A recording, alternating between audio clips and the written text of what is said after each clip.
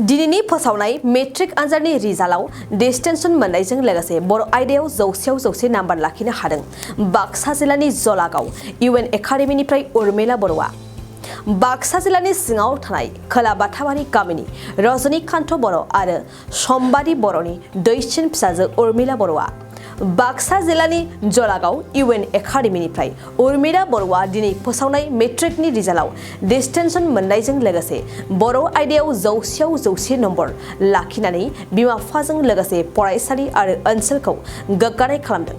दिनै बेबायदि साबसिन जाफुंसारनायखौ नुनानै फोरोंगिरि आरो बर्डनि मासिगिरिया उर्मिला बर'खौ बरायहोयो। मिन्थिनाय बादिब्ला जलागाव इउएन एकाडेमीनिफ्राय गासै 20 फरायसाफोरा मेट्रिक आनजाद लिरदोंमोन। बेनि गेजेराव सासे डिस्टिंशन 14 स्टार मोननो हायो। बे गोजोनथाव खौरांखौ मोननानै ओनसोलनि रायजो राजाफ्रा जोबोद गोजोननाय फोरमायदों।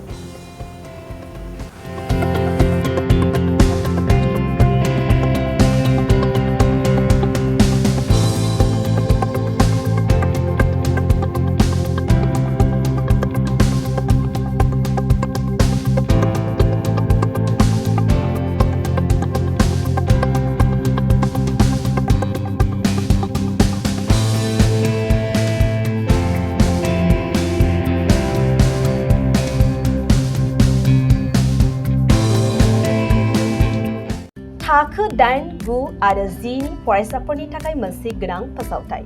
इम्पल्स आसामआ नोंथांनि थाखाय होदों अनलाइन टिउसन एप्सनि सुबिदा। बर' आरो एसामिस मोन्नैबो बिजोंनि 8, 9 आरो 10 थाखोनि बिगियान, सानखान्थि आरो इंराजि आयदायाव अनलाइन टिउसननि सुबिदाखौ होगोन। मोनफ्रोमबो आयदायाव दान मोनसेनि फिसआ 250 रांल' जागोन। 12 दाननि थाखाय फरायसानि अनलाइन टिउसनआ सोलिगोन।